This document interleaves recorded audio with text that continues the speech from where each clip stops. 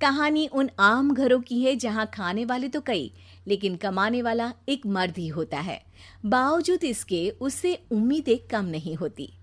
देखिए जी, सामने वाले वर्मा जी कैसी अच्छी तरह से सफाई करते हैं छुट्टी वाले दिन अपने घर की, और एक आप हैं। अरे यार, उनके पास कार है, ऑफिस पास में है और हफ्ते में 2 दिन की छुट्टी होती है, तो फर्क तो पड़ता है ना। मेरी तो शादी ही गलत हो गई। अरे कोई मस्त लड़का मिलता, कमाता भी, घुमाता भी, घर के कामों में भी मदद करता, लेकिन नहीं जी, हमारे वाले को तो कमाने से फुर्सत ही नहीं, और कमाई भी ऐसी कि कोई जरूरत पूरी ही नहीं हो रही है। सुनील बेचारा शीना को देखकर सोचता है कि शीना सही कह रही है। देखने में सुंदर है, घर का सारा काम कर लेती है, उसे तो कोई भी अच्छा लड़का मिल सकता था। क्या सोच रहे हैं? भागने का इरादा तो नहीं है? अरे नहीं मेरी प्यारी बीवी, मैं तो नहीं, पर डर है कि तुम नहीं कहीं भाग जाओ मुझे छोड़कर। शीला सुनील के मुंह से प्यार भरी बात सुनकर मुस्कुराती है। आप भी ना। सुनील एक दिन ऑफिस से घर आता है कि तभी शीना कहती है, सुनिए जी, वो मेरी सहेली आई थी, सारा दिन वो लोग यहीं थे, अब जा रही थी तो मैंने कहा नहीं नहीं, मेरे पति छोड़ आएंगे ना तुम्हें, तो रोक लिया मैंने। सुनील थोड़ी देर कुछ सोचता है, फिर कहता है, ठीक है, मैं कपड़े चेंज करके आता हूँ। अरे तेरे पति को तो लग रहा है कि अच्छा नहीं लगा। अरे नहीं नहीं, ऐसी कोई बात नहीं है, रुको मैं अभी उन्हें घर के कपड़े देकर आती हूँ। शीना अंदर जाती है जहां सुनील पलंग पर लेटा होता है। अरे क्या मजाक है, वो कह रही है कि आपने मुंह बना लिया। सही तो कह रही है, सुबह से अब ऑफिस से लौटा हूँ, एक कप चाय का तो पूछा नहीं, 20 किलोमीटर जाओ और आओ, और फिर कल उसी टाइम पर ऑफिस। अरे यार, मुझे गाड़ी चलानी आती ना तो बोलती भी नहीं आपको, और कौन सा रिक्शा खींच कर जाना है आपको। सुनील अब क्या बोलता। रात देर से आता है और सो जाता है। अगले दिन शरीर दर्द हो रहा है। अरे तो मत जाओ ना ऑफिस, चलते हैं ना मार्केट घूमने, फिर पिक्चर देखेंगे और रात में खाना खाकर घर वापस। सुनील जब सारे दिन की थकान वाला शेड्यूल सुनता है तो वो सीधे सीधे ऑफिस के लिए तैयार हो जाता है।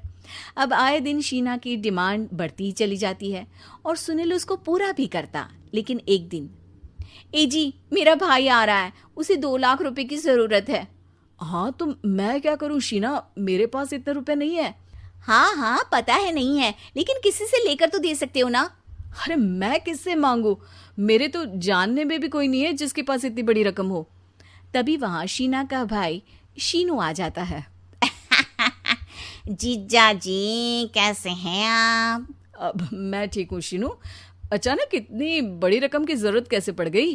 अरे जीजा जी, वो बिजनेस शुरू किया ना, तो उसके लिए पैसे की जरूरत है, काफी हो चुका है, थोड़ा पैसा बचता है तो मैंने सोचा आपसे ले लूं। अब देखो, मेरे ऑफिस में कुछ लोग हैं जिनकी सेविंग अच्छी है, मैं उन लोगों से बात करके देखता हूँ।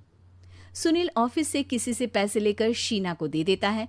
शीना वो पैसा भाई को दे देती है 2 महीने बाद।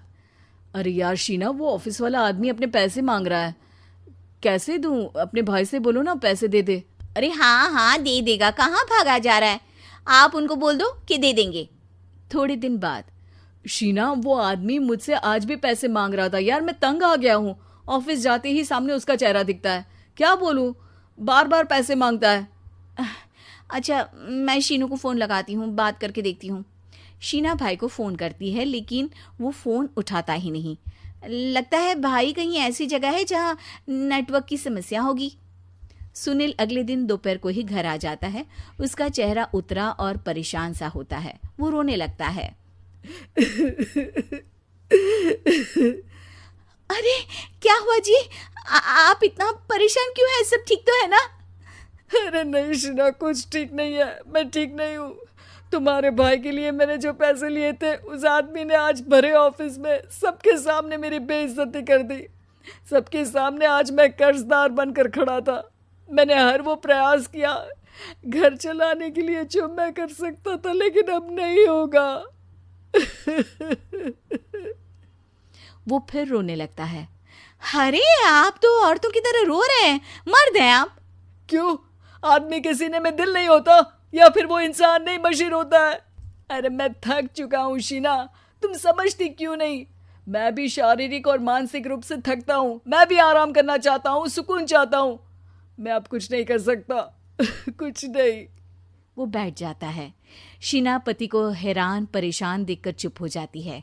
अगले दिन, सुनिए, ये लीजिए 2 लाख रुपये, उस आदमी को दे दीजिए और बोल दीजिए कि आज के बाद किसी को पैसे के लिए बेइज्जत ना करे। सुनील पैसे देखकर राहत की सांस लेता है। अरे शीना, तुमने तो मेरा बहुत बड़ा काम कर दिया। अब मैं शान से ऑफिस जा सकता हूँ। लेकिन ये पैसे आए कहाँ से? ये पैसे मैंने अपने गहनों को गिरवी रख कर लिया है। तुम ठीक रहो, निश्चिंत रहो, मैं बस यही चाहती हूँ। मुझे माफ़ करना, पर अब मैं समझ चुकी हूँ कि मर्द को भी दर्द होता है।